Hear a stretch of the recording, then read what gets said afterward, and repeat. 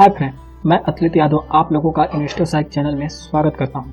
Video को पूरा last तक देखिएगा ताकि किसी भी प्रकार का कोई भी डाउट ना रह जाए। वीडियो देखने के बाद भी डाउट रह जाता है तो आप मुझे नीचे दिए गए नंबर पर कॉल या मैसेज कर सकते हैं। तो स्टार्ट करते हैं आज का वीडियो।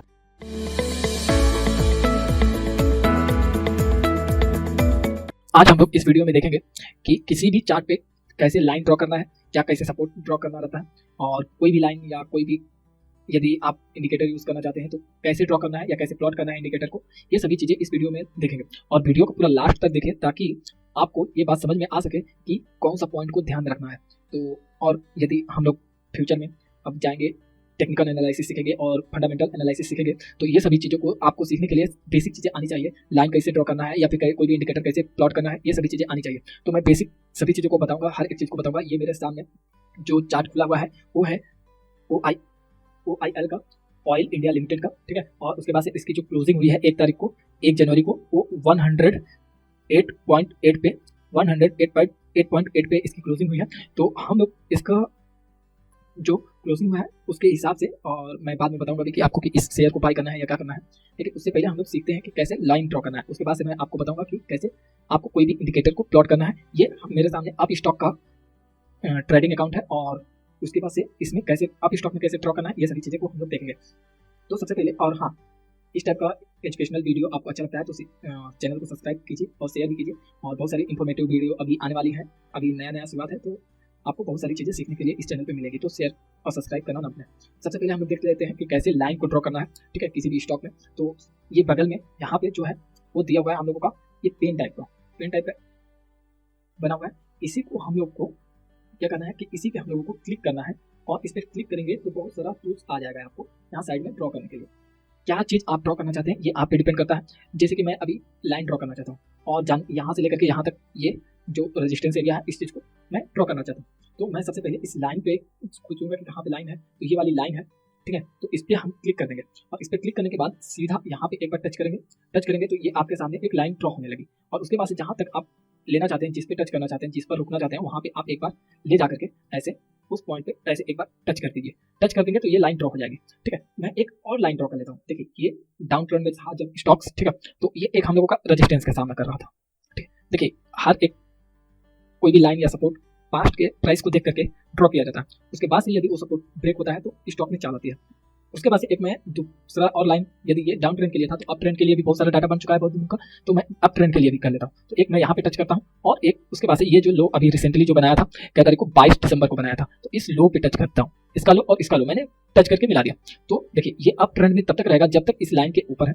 यदि ब्रेक करता है तो ये डाउन में आ सकता है कंसोलिडेट करने, ठीक है। तो ये तो मेरे को लाइन, अब मान लीजिए कि सपोर्ट और रेजिस्टेंस के लिए ये भी लाइन भी काम करेगी। और उसके अलावा मैं चाहता हूँ कि हॉरिजॉन्टल लाइन ड्रॉ कर लो, तो यहाँ पे एक हॉरिजॉन्टल लाइन का टूल है, तो मैं हॉरिजॉन्टल लाइन ड्रॉ कर लेता हूँ। देखिए, ये वाला जो लाइन है, ये वाला, इस पे देखिए एक बार प्राइस आकर के सपोर्ट लिया, दूसरी बार आकर के सपोर्ट लिया, और तीसरी बार, ठीक है। और ऊपर में जाकर के ये एक मैं लाइन ड्रॉ कर दूँ यहाँ पे, तो देखिए इसको ब्रेक किया तो नीचे आया, उसके बाद से ऊपर चढ़ने के लिए किया तो ये ब्रेक किया था, इसके लिए ये वाला अब रेजिस्टेंस का काम किया, ठीक है। उसके बाद से फिर आकर के यहाँ पे सपोर्ट लिया था, दोबारा इसी के आसपास सपोर्ट लेना था इसको, तो यहाँ पे सपोर्ट ले लिया। उसके बाद से आकर के यहाँ पे आया, और यहाँ पे एक बार फिर रेजिस्टेंस फेस किया, क्योंकि ये सपोर्ट को ब्रेक करके आया था। इससे पहले देखिए यहाँ पे ये सपोर्ट फेस कर रहा था, ये सपोर्ट फेस किया, ये सपोर्ट फेस किया, लेकिन ये जैसे ब्रेक हुआ वैसे ब्रेक होने के बाद यहाँ पे आकर के सपोर्ट, दूसरा सपोर्ट बनाया, और इसके लिए जब ये सपोर्ट ब्रेक हुआ तो इसके लिए ये बन जाता है अपना रेजिस्टेंस पॉइंट। देखिए, ये वाला बन जाएगा रेजिस्टेंस पॉइंट,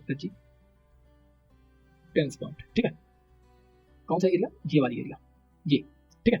ये इस लाइन के ऊपर ये वाली लाइन जो है वो रेजिस्टेंस, और ये हो जाएगा सपोर्ट।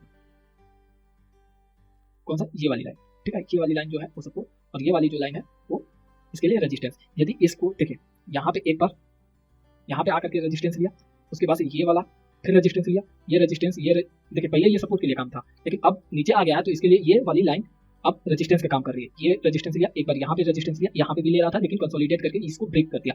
ये वाला ब्रेक हुआ, यहाँ पे पॉइंट ब्रेक हुआ तो ये ऊपर गया, ठीक है। अभी एक और मैं लाइन ड्रॉ कर देता हूँ, और उसके बाद से आप लोगों को मैं दिखाता हूँ।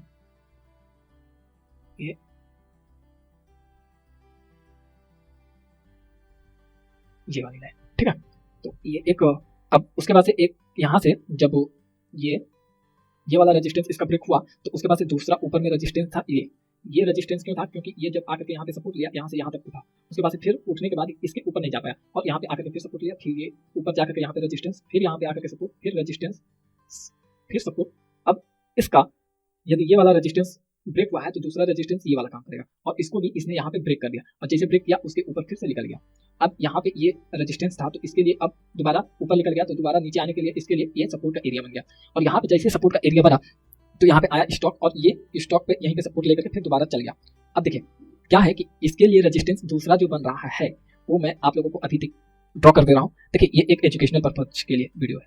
आप लोग मेरे को बहुत दिनों से इस मार्केट में काम करते करते टाइम हो चुका है, बहुत टाइम हो चुका है, लगभग अप्रॉक्सीमेटली 3 ईयर्स से भी ज़्यादा, 3.5 ईयर्स टाइम हो चुका है। तो मेरे को काफ़ी ज़्यादा एक्सपीरियंस है मार्केट को, तो हम लोग लाइन और ये सभी चीज़ें सपोर्ट रेजिस्टेंस हम लोग बहुत ईजिली इसको ड्रॉ कर लेते हैं। तो आप लोग भी काम करेंगे, धीरे धीरे सीखेंगे मार्केट में, तो आप लोग भी इजीली ड्रॉ कर पाएंगे। तो देखिए इसके लिए एक बार दोबारा जो है इसके लिए रेजिस्टेंस का ये एरिया बन रहा है, ठीक है, और इसको ब्रेक भी कर दिया, लेकिन इसके ऊपर जाकर के दोबारा सस्टेन नहीं किया। सस्टेन यदि नहीं किया है ये स्टॉक तो आकर के यहाँ पे सपोर्ट लिया, सपोर्ट लेने के बाद यहाँ पे फिर से इसको ब्रेक करने की कोशिश कर रहा है और मुझे लगता है कि अब दोबारा ब्रेक कर ही देगा ये, ठीक है। और यदि ब्रेक करता है तो ये ऊपर जाएगा स्टॉक। तो ये ऐसे ऐसे आप बहुत सारी लाइन ड्रॉ कर सकते हैं और सपोर्ट और रेजिस्टेंस को ड्रॉ कर सकते हैं। कहाँ से ड्रॉ करना है आप लोगों को मैं सबको बता ही दिया। यहाँ पर सॉरी यहाँ पे लेकर के और यहाँ से अंडू कर सकते हैं, हर एक लाइन को अंडू मैं कर दे रहा हूँ। यहाँ पे अब क्लीन हो गया, क्लीन हो गया। उसके बाद से अब मैं आप लोगों को बताऊंगा कि कैसे इस पे कोई भी इंडिकेटर प्लॉट कर सकते हैं, ठीक है। तो यहाँ पे मेरे लिए ये देखिए टाइम फ्रेम जो है वो 1 डे का है, ये वो कैंडल स्टिक्स जो चल रही है वो 1 डे का, और इसमें मैं डिलीवरी के लिए पोजीशन के लिए मैं बात कर रहा हूँ। कभी भी इसके लिए इंट्राडे के लिए जब हम लोग पोजीशन लेते हैं तो उसमें 15 मिनट का टाइम ओरिजिन लगा लेते हैं। तो 15 मिनट के हिसाब से हम लोग लाइन को ड्रॉ करेंगे और सभी चीजें सपोर्ट रेजिस्टेंस को फाइंड करने की कोशिश करते हैं। लेकिन अब देखिए यहाँ पे हम लोग किसी भी इंडिकेटर को कैसे प्लॉट करेंगे इस चीज को देखेंगे। तो यहाँ साइड में लिखा हुआ है अपना स्टडी सेक्शन, ठीक है, साइड में यहाँ पे कोने में लिखा रहता है स्टडी, उस पर आप जब क्लिक करेंगे तो आपको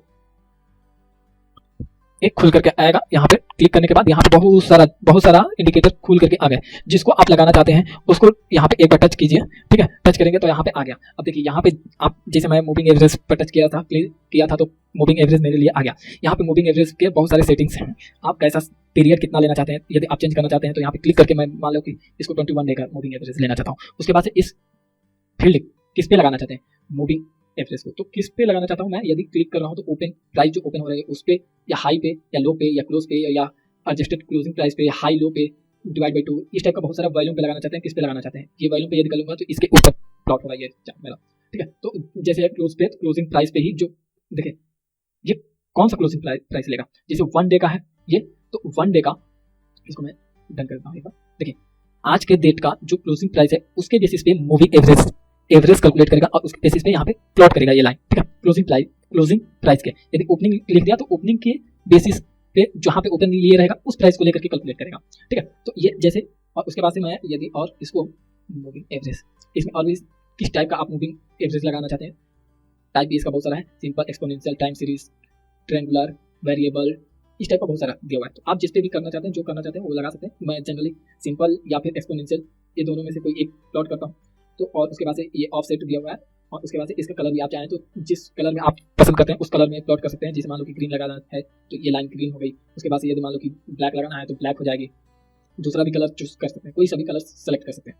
और उसके बाद से मैं इसको ग्रीन ही रहने देता हूँ। उसके बाद पैनल, ये सभी चीज़ें सेटिंग आप अपने हिसाब से देख सकते हैं। उसके बाद से डन कर देते हैं। तो जब तक ये मूविंग एवरेज के ऊपर है तो हमको पता चल रहा है कि हाँ ये अब आ रहा है पॉजिटिव ट्रेंड में, नीचे है तो नेगेटिव ट्रेंड। इसके लिए मूविंग एवरेज के लिए भी बहुत सारे मूविंग एवरेज लगता है और भी बहुत सारा इंडिकेटर आप लगा सकते हैं। जैसे मैं RSI एक लगा देता हूँ या मैकडी है यहाँ पे, ठीक है, मैकडी है एक भी लगा सकते हैं, MACD, ठीक है। तो